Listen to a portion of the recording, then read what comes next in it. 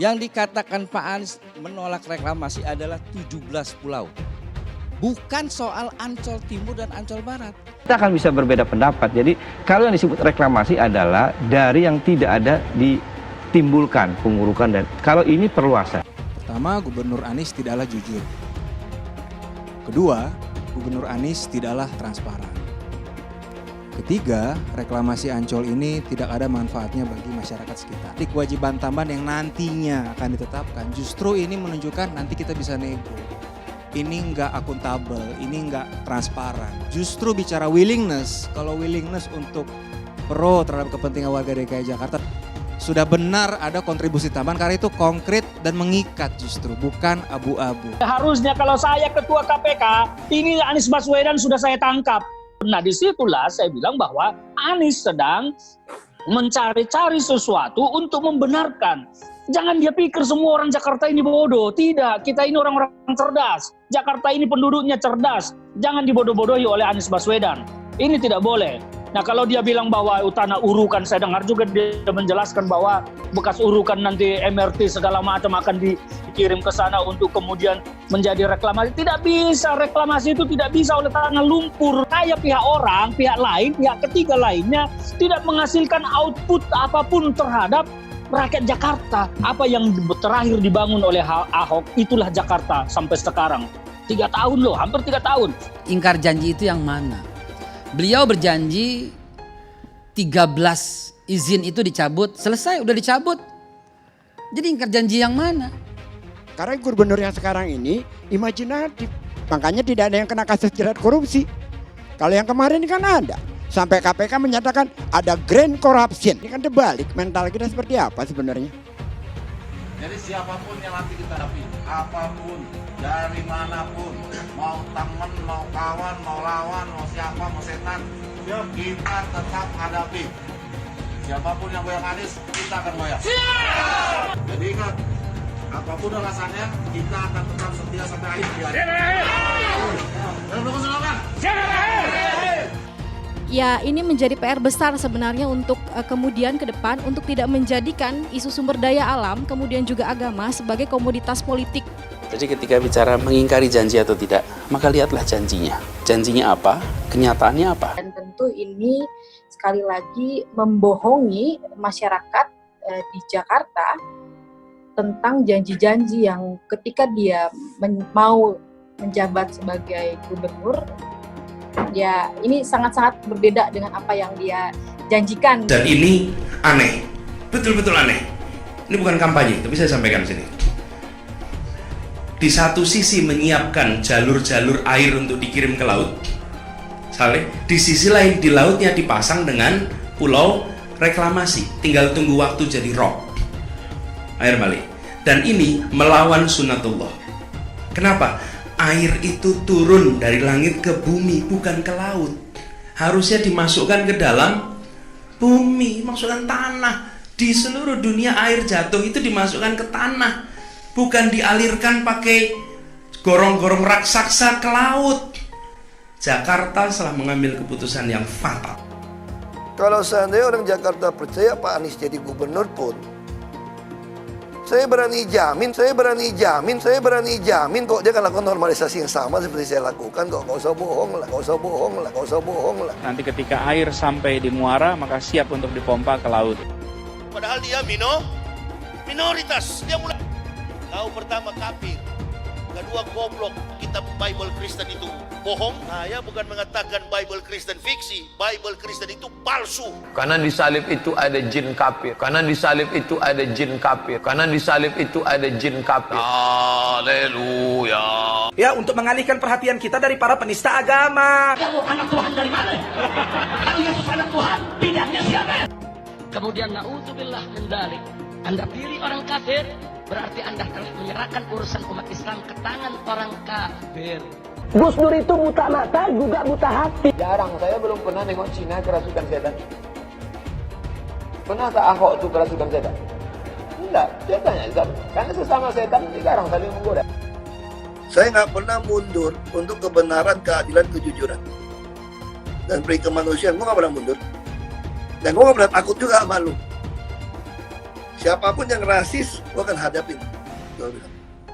Karena rasis itu tidak berperi kemanusiaan. Sama saya ditanya dulu kan, kamu nyesel nggak statement kamu di Pulau Seribu sehingga masih masuk penjara? Tidak pernah nyesel, karena saya mengatakan kebenaran. Hai teman-teman, saya mau memperlihatkan transaksi saya hari ini lakukan trading di eToro. Ini bukti transaksi saya untung $4.500 US, itu sekitar 68 juta rupiah. Semua keuntungan bisa saya dapatkan dengan fasilitas copy trading di eToro. Kalau saya bisa, kalian juga bisa guys. Oke, itu yang mau saya tunjukkan. Like video ini sekarang juga dan gunakan link di kolom deskripsi, maka kalian berhak dapatkan $50 sebagai bonus kalian. Promo ini ada masa waktunya guys.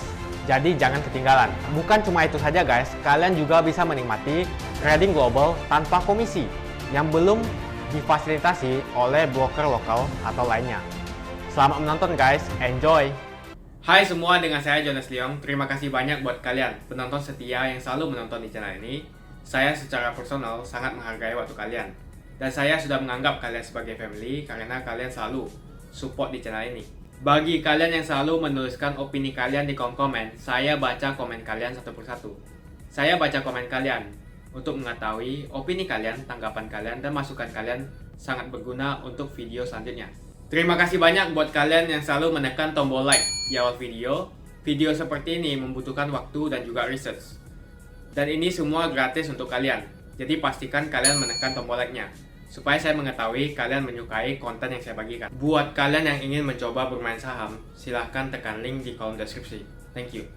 Jadi kalau kita memperhatikan penjelasan Pak Anies sebetulnya terang benderang. Sangat terang benderang ya. Karena itu saya meletakkannya kalau memang ada keberatan dari penggunaan kata reklamasi. Sejak awal saya 3 minggu yang lalu mengatakan, banyak wartawan bertanya kepada saya, itu reklamasi atau bukan? Saya jawab, ya reklamasi. Bolehlah disebut reklamasi. Dan memang ini menjadi perdebatan semantik memang agak sulit. Dan Pak Anies terakhir mengatakan bolehlah disebut sebagai reklamasi. Cuma masalahnya juga harus sadar juga bahwa ada riwayat yang harus dijelaskan. Pernah disampaikan dalam debat pilkada bahwa ada komitmen menolak reklamasi. Itu matannya. Matan itu umum. Kemudian dijelaskan, nah, penjelasannya riwayatnya seperti dijelaskan Pak Anies tadi, ada proyek JD, ada timbunan lumpur. Jadi asal usulnya berbeda kelahirannya, sehingga rasa-rasanya sulit untuk mengatakan berat Pak Anies itu ingkar janji. Kalau ada orang mengatakan Anies ingkar janji, itu terlalu kuat banget ngangkatnya. Saya bisa mengatakan berat untuk mengatakan Pak Anies ingkar janji. Apabila ada pihak yang mengatakan ingkar janji, orang kuat. Itu orang kuat dan di belakangnya pasti ada orang kuat. Saya meyakini karena sudah dijelaskan terang benderang bahwa riwayatnya berbeda atau asbabun nuzulnya. Kedua, saya ingin sampaikan terkait dengan pernyataan Pak Anies tadi bahwa tidak ada dampak langsung terhadap nelayan yang 120 hektar dan 30 hektar diakui tidak berdampak langsung terhadap nelayan. Tidak ada dampak langsung terhadap nelayan. Saya garis bawahi, ketat sekali pelaksanaan ini. Jadi izin pelaksanaan reklamasi, kalau sebut kita sepakat dengan reklamasi. Tetapi di situ jelas disebut bahwa ada kelengkapan yang harus dipenuhi oleh pelaksana reklamasi. Berat memang, ada AMDAL. Dan saya pernah mengatakan dalam satu kesempatan, ya teman-teman nelayan berdialog lah. Kasih masukan terhadap studi AMDAL itu. Jadi gak perlu khawatir, ini pintu masuknya adalah bagaimana melegalisasikan yang 20 hektar dulu. Itu harus dipahami dulu. Itu harus dipahami, yang 20 hektar itu gak punya landasan hukum. Setuju gak? Yang dikatakan Pak Anies menolak reklamasi adalah 17 pulau. Bukan soal Ancol Timur dan Ancol Barat. Kalau dikatakan itu reklamasi, bolehlah. Tetapi riwayatnya berbeda. Kenapa harus dikatakan dengan janji? Kan gak ada korelasinya. Gerindra bukan persoalan Kepgubnya, tetapi adalah persoalan setelah ini AMDAL selesai, untuk apa peruntukannya. Sebetulnya lebih penting itu. Koalisi nelayan, mari berikan masukan pada penataan ruangnya. Persoalan perluasan itu sebetulnya masalah kecil. buat kami ya. Tapi yang penting adalah setelah terbentuk 155 hektar itu untuk apa? Itu yang lebih penting. Ya kalau sesuatu yang baik menjadi sama kan tidak apa-apa dong Anies Baswedan meniru yang baik. Janganlah gengsi-gengsian Anies Baswedan merasa bahwa dia lebih smart, lebih pintar, terus bahwa program dia lebih unggul, lebih andal dari Ahok segala macam. Tidak, kalau saya udah bilang, Ahok kalau kita lihat berapa tahun sih Ahok jadi gubernur, ya kan? Berapa tahun sekarang Anies Baswedan jadi gubernur? Kalau kita mau banding-bandingkan waktunya, ya hampir sama sekarang. Tetapi apa yang dilakukan oleh Ahok? Yang dilakukan Ahok itu jauh lebih besar daripada yang dilakukan oleh Anies Baswedan. Jakarta di tangan Ahok itu berubah. Kita harus mengakui bahwa pada saat dipimpin oleh Ahok, Jakarta itu banyak berubah. Pasukan-pasukan orange-nya, pasukan hijau, pasukan ini segala macam. Bekerja semua. Jakarta jalanannya bersih. Coba sekarang kembali ke jalanan Jakarta. Kotor di mana-mana, pasukan orange saya sudah jarang lihat.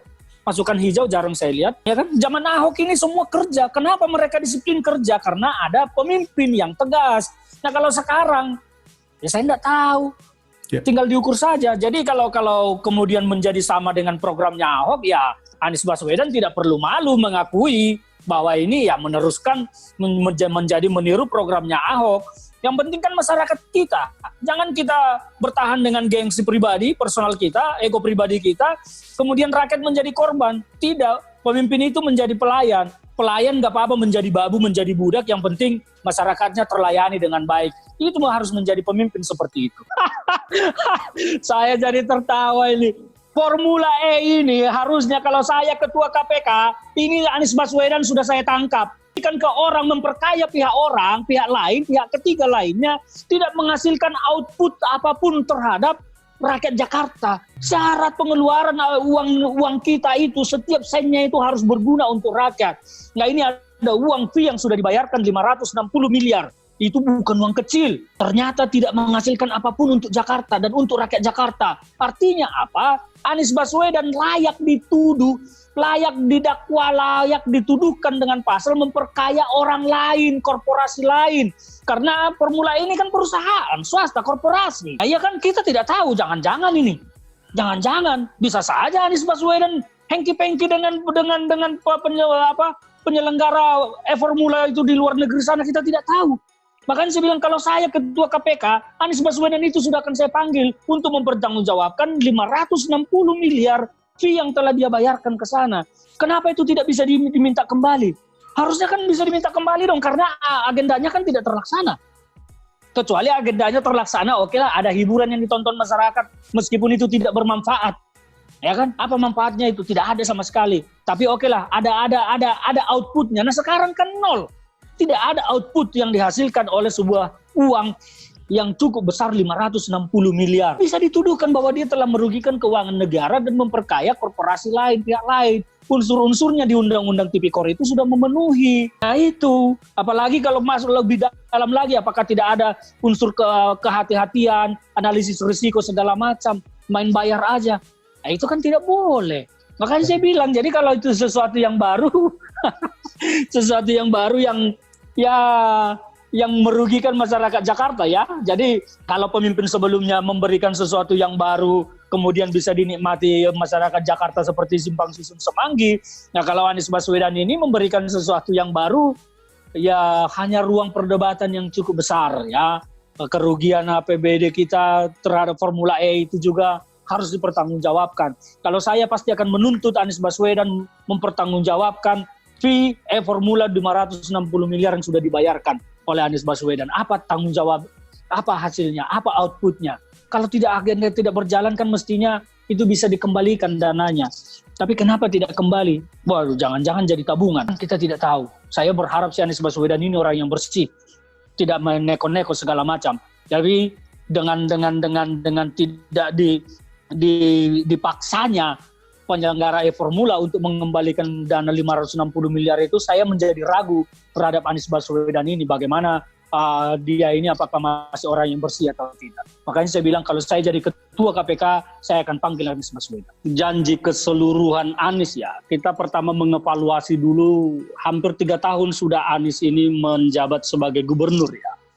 Dari banyak janji, saya ini kan mantan tim suksesnya Anies Baswedan pada saat pilkada kemarin. Jadi saya tahu persis apa yang menjadi target, apa yang menjadi hasrat, apa yang menjadi janji politik Anies Baswedan pada saat pilkada kemarin. Nah, dari tahun ke tahun saya melihat bahwa memang apa yang disampaikan oleh Anies Baswedan ini sejak dulu hanya manis di mulut belaka, ya, manis di mulut belaka, tetapi realitanya tidak ada implementasi yang real di lapangan. Karena kalau kita mau lihat, hampir stagnan dari apa yang disisakan oleh Ahok. Apa yang terakhir dibangun oleh Ahok, itulah Jakarta sampai sekarang.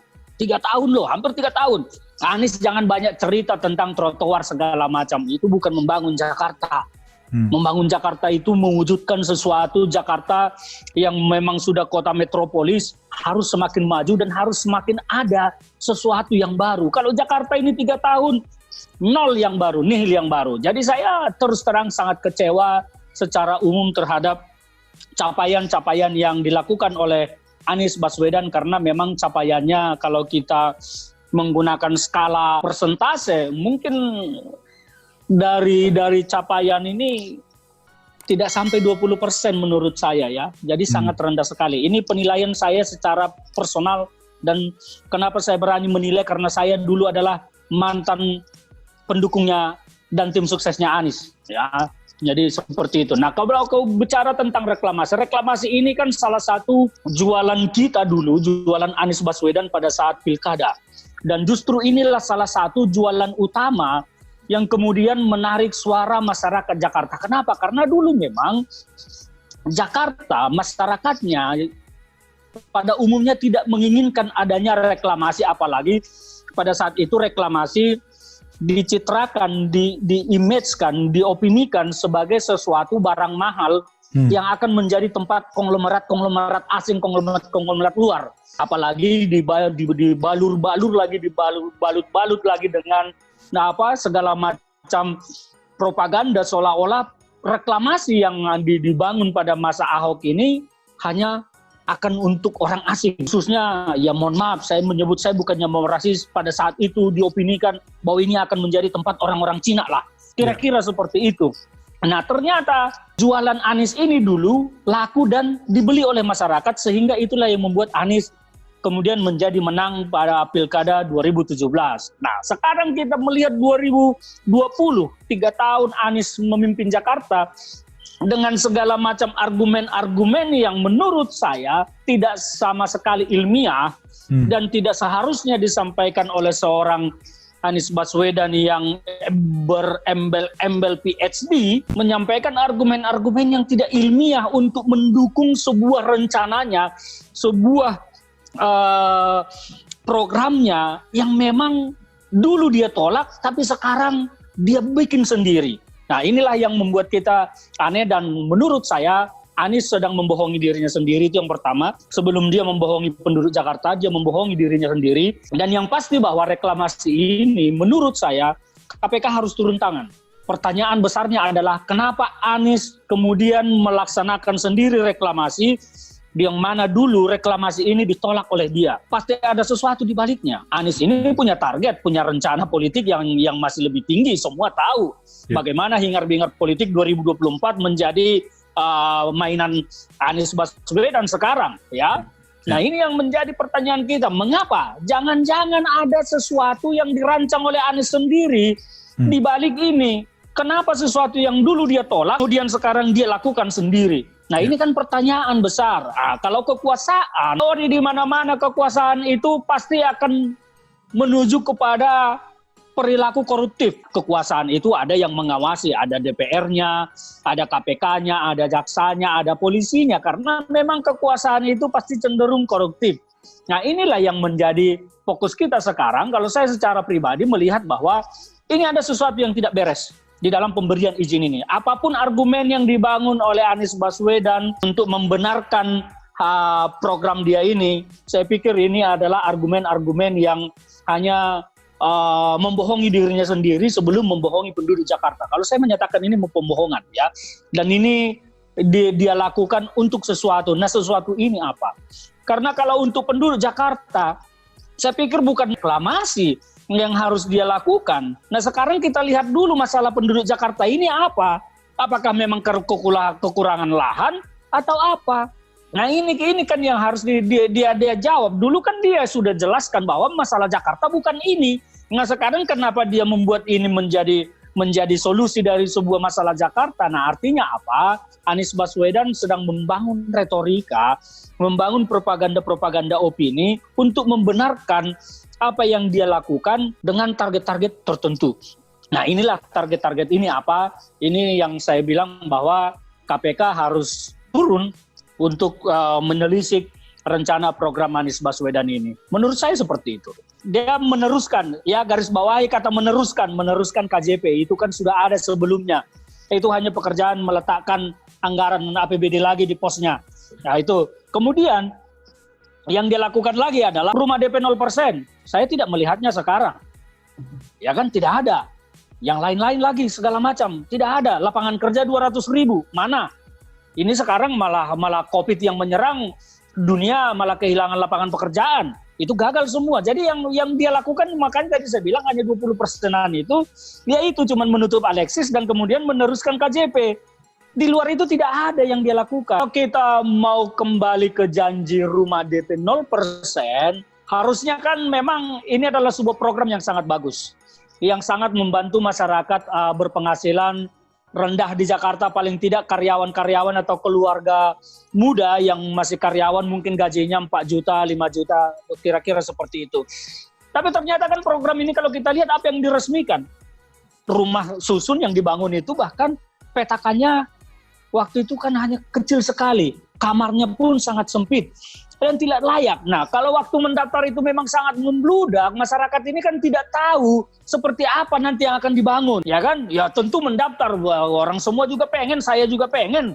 Masyarakat tentu ingin mendapatkan hunian yang layak, ya. Dan ini harus dilihat itu, hunian yang layak. Nah, ternyata apa yang dibangun oleh Pemda DKI Jakarta itu tidak layak disebut hunian, karena kamarnya aja sempit begitu. Rumah tinggalnya tidak ada, tempat tinggalnya segala macam. Jadi masyarakat kita akhirnya kemudian kecewa, yang tadinya mendaftar membludak itu, kemudian kan tidak meneruskan keinginannya untuk mendapatkan hunian DP 0% ini. Nah sekarang kalau kita lihat sekarang, berapa unit sekarang yang terhuni? Sangat sedikit. Kalau kita melihat itu sepi, tidak ada. Mungkin sebentar lagi juga yang tinggal di situ mungkin akan pergi meninggalkan itu, atau bahkan Pemda DKI Jakarta nanti akan bahkan menjadikan itu menjadi rumah sewa, menjadi rumah susun sewa. Bisa jadi.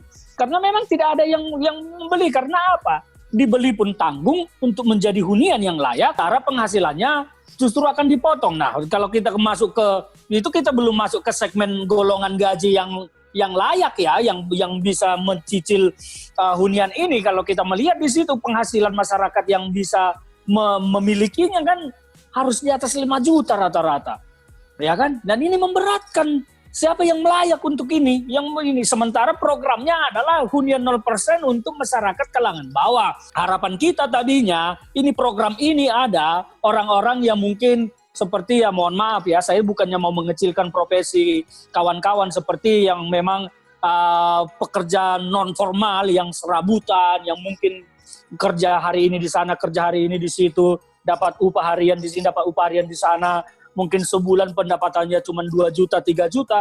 Nah inilah sebetulnya target-target awalnya untuk bisa mendapat hunian, supaya mereka ini menjadi masyarakat Jakarta yang layak, yang tinggal di tempat hunian yang layak. Ternyata dari semua aspeknya tidak layak, bahkan tempat yang dibangun pun tidak layak huni menurut saya. Itu tidak layak, orang kamarnya hanya sempit sekali begitu, tidak ada tempat untuk berinteraksi segala macam. Jadi menurut saya kalau hunian DP 0% itu Anies Baswedan ya sudah gagal, bahkan tidak sesuai dengan ekspektasi publik. Faktanya bahwa masyarakat yang tadinya berbondong-bondong mendaftar ingin mendapatkan hunian ini, setelah hunian jadi kan kita bisa lihat Anies Baswedan bisa tahu sendiri berapa unit sekarang yang terisi dan ditempati oleh masyarakat. Nah itu dia ukur sendiri saja dirinya, apakah dia berhasil atau dia gagal.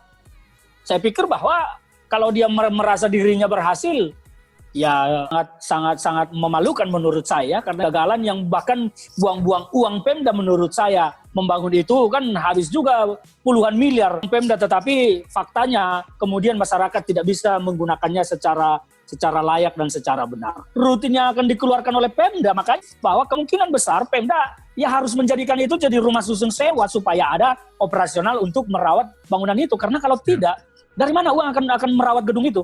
Kalau hanya contohnya dari ratusan unit yang dibangun di situ, yang terhuni hanya puluhan, kan tidak akan bisa memenuhi kebutuhan perawatan maintenance gedung tersebut. Hanya ya kita sarankan ya Pemda menjadikannya rumah susun sewa saja supaya ada yang menempati dan ada untuk biaya maintenance-nya, daripada APBD lagi yang harus habis ke sana untuk merawat itu kan buang-buang anggaran. Sementara Jakarta ini butuh anggaran yang banyak dan ditempatkan di pos-pos yang memang tepat untuk sumber daya manusia kita. Saya menyarankan itu dari hunian DP rumah 0% itu rubah menjadi rumah sewa kepada masyarakat. Bikin aja sewanya berapa sebulan, 200.000, 300.000 atau berapa. Yang penting masyarakat kita bisa menempatinya dan ada biaya untuk maintenance gedung itu. Sebab kalau tidak, itu akan menjadi pengeluaran rutin yang akan merugikan keuangan Pemda DKI Jakarta.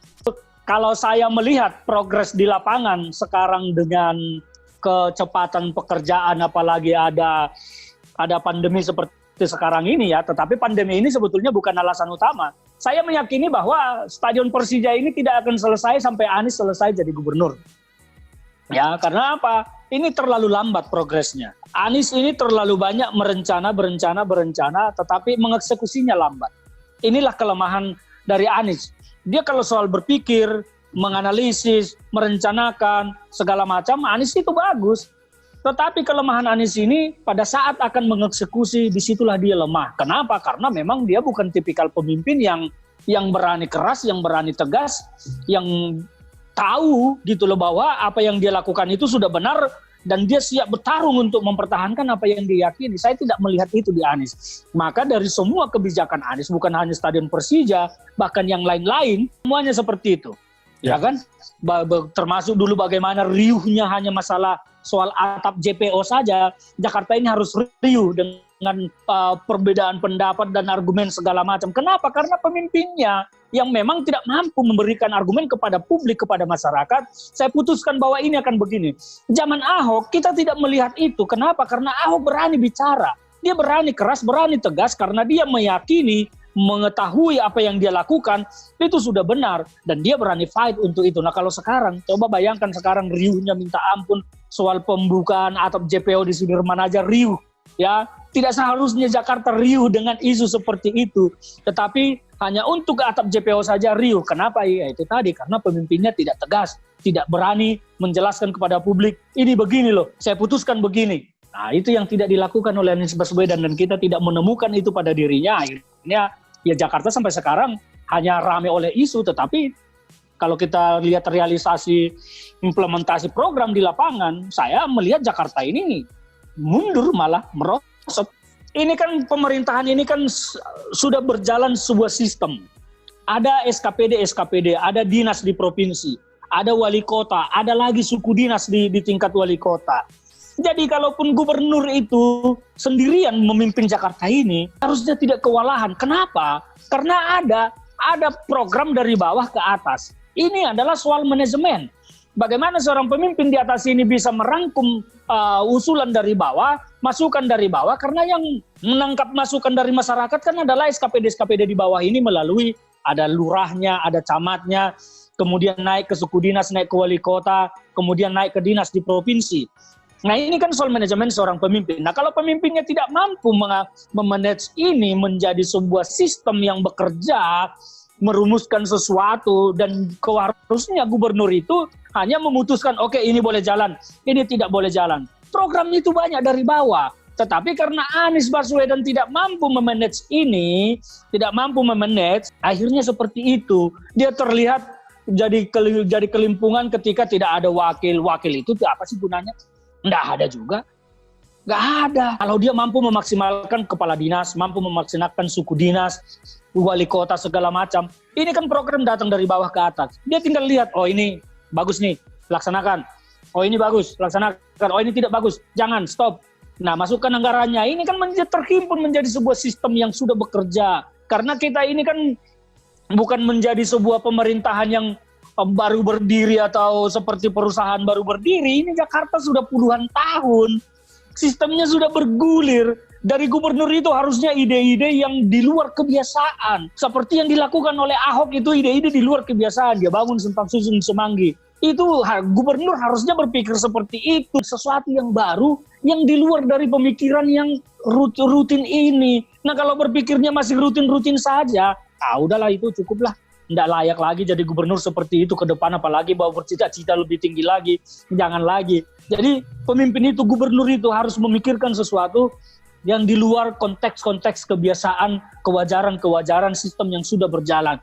Sama seperti yang dilakukan oleh Pak Jokowi sekarang. Siapa yang menyangka bahwa dia bangun ini, itu segala macam. Nah, presiden harus pemimpin begitu. Berpikir di luar rutinitas yang biasa. Kalau soal rutinitas itu kan udah ada pelaksananya. Sistem pemerintahan kita ini dari pusat ke bawah itu kan sudah ada.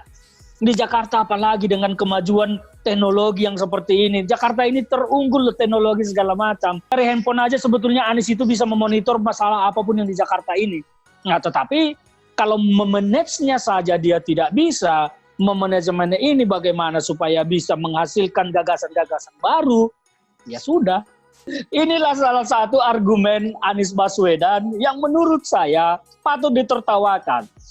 Namanya reklamasi itu tidak bisa dilakukan dengan urukan tanah lumpur seperti itu. Reklamasi itu harus dengan pasir, ada kandungan-kandungan batu koral-koralnya. Jadi tidak bisa dia direklamasi dengan tanah-tanah merah seperti itu yang kemudian menjadi lumpur. Nah disitulah saya bilang bahwa Anies sedang mencari-cari sesuatu untuk membenarkan. Jangan dia pikir semua orang Jakarta ini bodoh. Tidak, kita ini orang-orang cerdas. Jakarta ini penduduknya cerdas. Jangan dibodoh-bodohi oleh Anies Baswedan. Ini tidak boleh. Nah kalau dia bilang bahwa tanah urukan, saya dengar juga dia menjelaskan bahwa bekas urukan nanti MRT segala macam akan dikirim ke sana untuk kemudian menjadi reklamasi. Tidak bisa, reklamasi itu tidak bisa oleh tanah lumpur. Dari mana jalan-jalan teorinya tanah urukan seperti itu bisa menjadi tanah reklamasi? Nggak bisa. Jadi dari situ pun Anies ini sudah tidak ilmiah. Makanya saya bilang, pernah dalam Twitter saya sampaikan, Anies Baswedan ini kan seorang PhD, harusnya berargumen itu, harusnya argumennya ilmiah. Menunjukkan dia seorang yang memang berembel-embel seorang PhD. Jangan disamakan argumen-argumennya seperti pendukung-pendukungnya itu loh. Kalau pendukung-pendukungnya itu saya memaklumi lah ya, memang kelasnya di situ. Apapun akan mereka sampaikan untuk mendukung Anies Baswedan, membenarkan Anies Baswedan, meskipun yang mereka sampaikan salah. Tapi seorang pemimpin, seorang Anies Baswedan, dia seorang PhD harusnya memberikan argumentasi yang ilmiah. Dia harus menjelaskan reklamasi itu begini segala macam. Jangan dia bilang bahwa ini nanti akan tanah urukan lumpur itu akan menjadi diuruk ke situ menjadi reklamasi. Tidak bisa, itu tidak bisa reklamasi. Reklamasi itu harus pasir. Kenapa? Karena ada ukuran-ukurannya. Nanti kalau saya jelaskan di sini saya disebut lagi ahli sipil. Saya tidak pernah sekolah sipil, tetapi saya mengerti itu. Saya memahami karena saya suka membaca. Ya, jadi itu tidak demikian. Nah, saya pikir bahwa Anies Baswedan sebaiknya memang mencari cara lain saja. Kalaupun oke lah, sekarang dia mau dengan istilah-istilah segala macam dia bilang bahwa ini perluasan daratan beda dengan reklamasi dulu. Nah, ini yang harus dijelaskan. Kalau dia mau dia menyebut ini beda dengan reklamasi yang dilakukan zaman Ahok, bedanya apa? Nah, kan ini tidak pernah dijelaskan sama dia, sama Anies Baswedan. Ini loh bedanya. Kalau saya jadi gubernur nih, jadi Anies Baswedan, saya akan jelaskan. Dulu reklamasi zaman Ahok itu tujuannya begini. Contohnya akan dibangun hunian untuk orang-orang kaya, orang-orang mewah. Sekarang reklamasi yang mau saya bangun ini bukan untuk itu, tapi untuk rakyat. Rakyatnya yang mana? Yang ini begini. Kan seperti itu. Jangan mereka bangun juga opini bahwa ini kepentingan rakyat. Itu kan semua semu. Itu argumen-argumen yang dibangun tanpa bisa dibuktikan tujuannya bahwa ini untuk rakyat. Saya menyatakan bahwa reklamasi apapun namanya yang disebut oleh Anies Baswedan ini, mau perluasan daratan kek, mau apa kek, tidak akan bisa dia buktikan di situ bahwa ini tujuannya bahwa untuk rakyat Jakarta. Tidak akan bisa. Tetapi kalau untuk kepentingan metropolis, Nah, sama dulu, Ahok juga begitu. Kalau kita mau membangun Jakarta, membuat Jakarta memang yang lebih maju, lebih sejajar dengan kota-kota dunia besar lainnya, reklamasi yang dicanangkan zaman Ahok itu justru yang harus dilanjutkan, karena itu akan menjadi sebuah kota daerah baru yang menjadi semacam simbolik baru bagi Jakarta. Ada sesuatu yang baru. Nah, sekarang saya tidak mengerti apa yang akan dilakukan oleh Anies Baswedan. Bahkan dia terlalu banyak, saya pikir, membenturkan agama, bahkan ya, membenturkan agama dengan pihak-pihak yang mengkritik, bahwa dia bilang bahwa ini akan dibangun museum agama dan ini segala macam. Dia ingin membentengi dirinya, sama seperti yang dilakukan oleh Erdogan sekarang di Turki dengan membuat Hagia Sophia itu menjadi masjid kembali. Dia itu kan sedang bermasalah dengan Eropa. Dia ingin membentengi dirinya dengan dukungan masyarakatnya, maka diperalatlah agama. Anies Baswedan mau meniru ini, saya lihat. Jangan, tidak boleh. Kita ini kelompok masyarakat yang heterogen. Indonesia ini majemuk. Jangan sedikit-sedikit kita bentengkan di sini kepentingan agama tertentu, sehingga yang lain, para pengkritik, kemudian menjadi takut dan menjadi diam. Saya lihat Anies Baswedan memanfaatkan isu agama untuk melawan para pengkritiknya. Ini tidak baik. Sebaiknya menurut saya Anies Baswedan mencari saja alasan lain.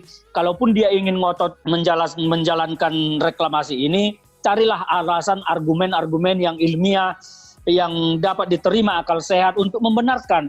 Jangan mencari-cari alasan yang justru membuat kita malah tidak masuk akal atau malah memperalat agama seperti yang kita sudah ramai dengarkan itu ya.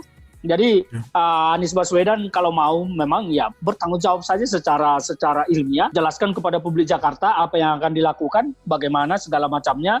Jangan bentur-benturkan kepentingan agama tertentu sehingga orang menjadi takut mengkritik. Ini bahaya menurut saya. Sementara luas lahan yang akan direklamasi oleh Anies Baswedan ini kan tidak hanya kepentingannya untuk membangun museum Nabi yang saya dengar rencananya ya. Bahkan luasnya ini kan 100 hektar lebih. Padahal dulu kalau kita mendengar argumennya Anies Baswedan pada saat pilkada dulu, dia bilang kan bahwa masalah Jakarta ini ya justru kita harus membangun gedung ke atas supaya karena lahan terbatas kita bangun gedung ke atas. Nah sekarang kenapa tidak dia melakukan itu gitu loh. Konsisten dengan ucapannya, karena integritas seorang pemimpin diuji dari konsistensi ucapan dengan perbuatan. Nah kalau sekarang perbuatannya berbeda dengan ucapannya dulu, nah ini kan kita pertanyakan. Ini artinya integritas Anies ini sebetulnya layak kita pertanyakan. Menurut saya kalau dia punya hasrat yang jauh lebih tinggi lagi, cita-citanya pengen jadi bahkan menjadi presiden, kalau dengan cara seperti ini saya pikir Anies Baswedan tidak layak untuk maju lebih tinggi lagi ke depan. Bahwa Anies ini sebelum membohongi masyarakat, dia telah membohongi dirinya dulu. Dia pasti membohongi dirinya. Nah sekarang kita masuk kepada hak suara rakyat. Masyarakat kita tahulah, saya tahu persis dulu bagaimana masyarakat nelayan sana di Jakarta Utara itu semua faktor-faktor yang menyebabkan Anies Baswedan unggul di sana. Salah satunya adalah terkait dengan reklamasi ini. Kasihan nelayan-nelayan ini yang menggantungkan harapan masa depannya dulu ketika memilih Anies Baswedan dengan janjinya untuk tidak melakukan reklamasi. Ternyata sekarang reklamasi malah dilakukan sendiri oleh Anies Baswedan. Kan kasihan rakyat nelayan kita di sana. Mereka menjadi korban pembohongan seorang gubernur, ya, seorang pemimpin yang mereka pilih. Dulu mereka, saya tahu persis karena saya terlibat masa kampanye ke daerah pesisir sana, ke Muara Karang segala macam itu, saya turun ya. Jadi saya tahu persis bagaimana dulu masyarakat di sana itu mengharapkan sesuatu yang berubah ya. Nah, ada gantungan harapan masa depan mereka dari mata pencariannya. Nah ternyata sekarang malah gantungan harapan mereka itu justru yang membuat mereka akan kehilangan atau setidaknya kesulitan untuk mencari kehidupan dari profesinya sebagai nelayan. Nah ini bagaimana? Pertanyaan kita, bagaimana perasaan Anies melihat warga masyarakat itu nanti? Apa yang akan dia lakukan terhadap masyarakat ini? Apakah akan kembali menjanjikan ABCD segala macam atau segala itu? Kan tidak demikian menjadi seorang pemimpin. Menjadi seorang pemimpin harusnya Anies itu setelah berjanji dulu tidak mereklamasi dan dia kembali membangun hunian-hunian yang bahkan yang pernah digusur oleh Anies Baswedan, Ahok di masa Ahok di sana, harusnya masyarakat di sana itu justru lebih dibina sama dia, lebih dihidupkan bagaimana supaya masyarakat nelayan kita ini nelayannya meningkat, berkembang. Bukan justru sekarang dia malah berpikir sesuatu reklamasi dengan uang yang tentu uang akan besar ini, ya, dan entah apa yang diharapkan di situ kemudian mengorbankan masyarakat. Ini tentu bahwa kita melihat Anies Baswedan sedang memilih sesuatu yang lebih mementingkan dirinya sendiri daripada memikirkan kepentingan masyarakat umum di sana. Kalau Anies Baswedan seorang pemimpin gubernur yang baik, tentu dia akan memikirkan bagaimana memajukan masyarakat nelayan di pesisir sana, di pesisir Jakarta Utara sana. Nah, sekarang ternyata Anies memilih melakukan reklamasi, artinya apa? Ada kepentingan pribadinya di situ. Entah apa kepentingan pribadinya, dia yang tahu. Nah, dia sekarang memilih kepentingan pribadinya daripada mengedepankan kepentingan masyarakat pesisir nelayan di sana itu. Kasihan mereka sebetulnya menjadi korban sebuah kebohongan, korban dari sebuah janji yang tidak mampu direalisasikan oleh Anies Baswedan. Menurut saya ini sangat buruk ya. Beda dengan sebuah janji yang membutuhkan proses kinerja seperti saya nih menjanjikan, oke, nanti kita akan saya janjikan ekonomi akan sekian persen pada bulan sekian.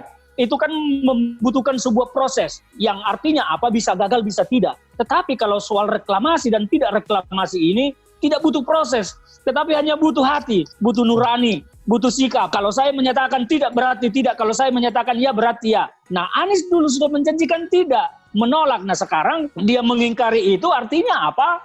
Ya kita pertanyakan sikap konsistensinya Anies Baswedan. Jangan sampai nanti dia disebut seorang pemimpin yang berkepribadian ganda atau bahkan seorang pemimpin yang tega mengorbankan masyarakat untuk kepentingan dirinya. Tidak ada alasan lain. Saya melihat tidak ada alasan Jakarta, tidak ada alasan rakyat untuk reklamasi ini. Tetapi kalau alasan untuk kepentingan pribadinya Anies Baswedan, saya melihat di reklamasi ini ada. Nah, dia lebih mengedepankan kepentingan pribadinya daripada kepentingan masyarakat umum di sana. Kalau Anies Baswedan memikirkan kepentingan masyarakat umum, masyarakat Jakarta Utara di sana yang berprofesi sebagai nelayan, tentu dia tidak akan mengambil sikap melaksanakan reklamasi. Dia kalahkan kepentingan rakyat. Mumpung lagi berkuasa, saya lagi berkuasa nih, boleh dong saya begini supaya nanti saya begini. Ya itulah yang terjadi. Nah, pemimpin seperti ini mau kita harapkan apa? Mau kita bela menjadi pemimpin seterusnya? Kalau saya tidak akan mau membela seperti ini lagi sebagai pemimpin, apalagi mau memimpin yang lebih tinggi seperti harapan-harapan mereka para pendukungnya mau jadi capres segala macam. Bagi saya Anies Baswedan ini langkah politiknya sudah harus dihentikan dengan sikap-sikap seperti ini. Jadi itu sangat berbeda. Seperti kalau selama ini kan kalau kita lihat ini yang saya jelaskan tadi seperti janji Pak Jokowi ekonomi akan meroket ternyata tidak tercapai. Nah, itu yang saya bilang bahwa ini butuh proses. Yang bisa gagal, bisa berhasil, bisa sukses, bisa tidak. Karena ada proses di dalamnya, ada pekerjaan di dalamnya. Beda dengan reklamasi ini hanya soal sikap, soal hati, soal nurani. Nah, inilah kegagalan Anies paling besar, bahwa dia telah menunjukkan dia siapa, menunjukkan dirinya siapa, bahwa ternyata dia adalah pemimpin yang lebih memikirkan dirinya sendiri daripada memikirkan masyarakat umum lainnya seperti nelayan di pesisir Jakarta Utara. Kalau saya melihatnya begini, dari ini kita harus selalu belajar. Kita ini masyarakat adalah sebetulnya pemegang kedaulatan tertinggi, ya, bahwa kita selama ini hanya memilih orang yang sudah dipilih, kita terima itu sebagai bagian dari demokrasi, bahwa kita hanya memilih orang-orang yang sudah dipilih oleh elit-elit lah, ya, pemegang tiket. Kita hanya memilih orang yang sudah dipilih. Nah, ke depan ini sebaiknya, apalagi Jakarta dengan kemajuan teknologi begini, kita harus lebih melihat ya, jangan lagi tergoda ya dengan isu-isu pribadi atau isu-isu politik identitas. Mari kita pilih pemimpin kita, mau siapapun itu, mau orang beragama atau orang tidak beragama. Tetapi kalau dia mampu memberikan kesejahteraan kepada masyarakat Jakarta, membuat Jakarta ini menjadi maju, menjadi kota yang nyaman kita tinggali, menjadi kota yang sejahtera bagi masyarakatnya, ayo kita pilih. Karena selama ini apalagi Pilkada 2017 Jakarta sangat kental dengan politik identitas ya. Bahkan mayat pun menjadi jualan untuk kampanye kemarin itu. Ke depan kita hentikan yang seperti ini. Mari kita berdemokrasi dengan sehat, bahwa demokrasi ini tujuannya adalah memilih pemimpin yang mampu membawa kota ini maju, membawa masyarakatnya menjadi sejahtera, bukan hanya menjadi karena menjadi teman atau sama identitasnya dengan kita, atau sama agamanya, sama sukunya, sama rasnya. Tidak, tetapi mari ke depan ini kita memilih pemimpin yang betul-betul kita lihat punya program, punya terobosan, punya sesuatu yang baru bagi kota kita, bagi masyarakat kita, karena cita-cita keadilan dan kesejahteraan masyarakat itu adalah sesuatu yang harus kita capai, maka pemimpinnya pun harus kita pilih yang mampu menyiapkan itu. Ini pelajaran bagi kita. Pilkada 2017 menjadi pelajaran berharga bagi Jakarta.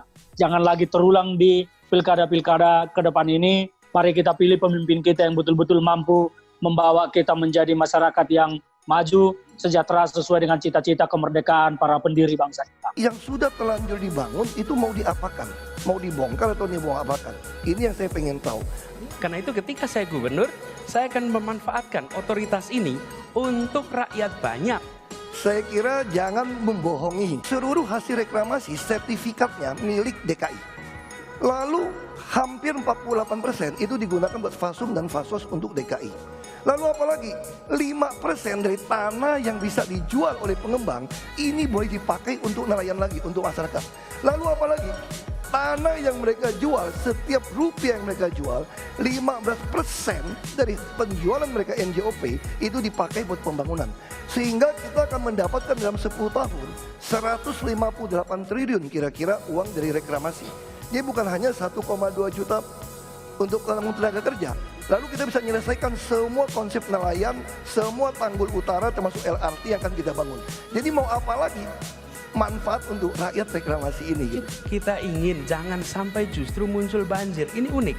Airnya dipercepat ke laut, di depan lautnya disiapkan pulau-pulau untuk menampung air. Efeknya balik ke Jakarta. Dan ini aneh, betul-betul aneh. Ini bukan kampanye, tapi saya sampaikan di sini. Di satu sisi menyiapkan jalur-jalur air untuk dikirim ke laut, di sisi lain di lautnya dipasang dengan pulau reklamasi, tinggal tunggu waktu jadi rob, air balik. Dan ini melawan sunnatullah. Kenapa?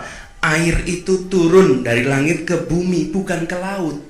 Harusnya dimasukkan ke dalam bumi, masukkan tanah. Di seluruh dunia air jatuh itu dimasukkan ke tanah, bukan dialirkan pakai gorong-gorong raksasa ke laut. Jakarta telah mengambil keputusan yang fatal. Dan semuanya juga posisi siap, nanti ketika air sampai di muara maka siap untuk dipompa ke laut, ke laut, ke laut, ke laut. Bukan dialirkan pakai gorong-gorong raksasa ke laut. Nanti ketika air sampai di muara maka siap untuk dipompa ke laut. Dan ini melawan sunnatullah. Nanti ketika air sampai di muara maka siap untuk dipompa. Justru yang terjadi apa? Sekarang saya tanya, kalau Anda nggak mau lakukan normalisasi sungai, Anda mau pakai apa? Saya bilang kok sama penduduknya, kalau seandainya orang Jakarta percaya Pak Anies jadi gubernur pun, saya berani jamin kok dia akan lakukan normalisasi yang sama seperti saya lakukan kok. Nggak usah bohong lah. Nanti ketika air sampai di muara maka siap untuk dipompa ke laut. Dia nanti udah jadi gubernur nggak mau lakukan normalisasi tetap akan banjir. Jadi kalau dia mau menghindari banjir di Cipinang Melayu itu ya, pasti lakukan sama seperti yang saya lakukan. Nanti ketika air sampai di muara maka siap untuk dipompa ke laut. Makasih banyak buat kalian yang nggak skip dan nonton video ini sampai habis. Saya secara personal sangat menghargai waktu kalian. Makasih banyak buat kalian yang sudah tekan tombol subscribe, dan makasih banyak buat kalian yang sudah tekan tombol loncengnya. Jangan lupa bagikan informasi ini ke teman atau family Anda. Mungkin teman atau family Anda membutuhkan investasi ini. Oke guys, sekian dulu dari saya. Jangan lupa follow Instagram saya di @johannesleongofficial untuk kata-kata motivasi setiap harinya. Bagi kalian yang termotivasi nonton video ini, ayo like video ini dan subscribe di channel ini. Dan buat kalian yang sudah subscribe di channel ini, jangan lupa tekan tombol loncengnya, supaya kalian mendapatkan notifikasi setiap kali saya upload video. Saya menggunakan eToro untuk melakukan investasi. eToro merupakan broker multi aset di mana Anda dapat berinvestasi pada pasar keuangan global, seperti di saham, komoditas, forex, cryptocurrency, atau di ETF. eToro juga dikenal dengan social trading platform, di mana Anda bisa mengcopy transaksi dari trader profesional, sehingga cocok sekali bagi Anda yang sibuk atau tidak memiliki keahlian untuk trading atau berinvestasi sendiri. Misalnya Dave menggunakan eToro untuk menduplikasi aktivitas trading Steve. Jika Steve untung, maka Dave juga untung. Mau untung seperti Steve?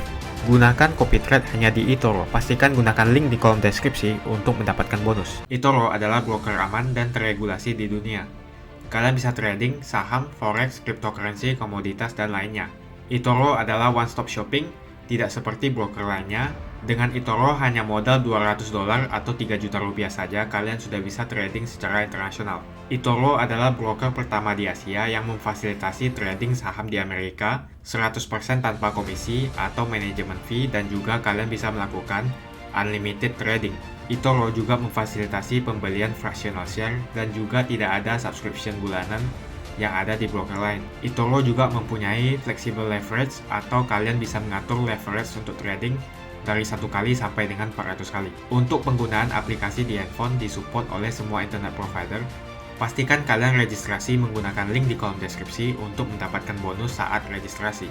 Setelah registrasi, download apps eToro menggunakan Google Play atau App Store di handphone kalian.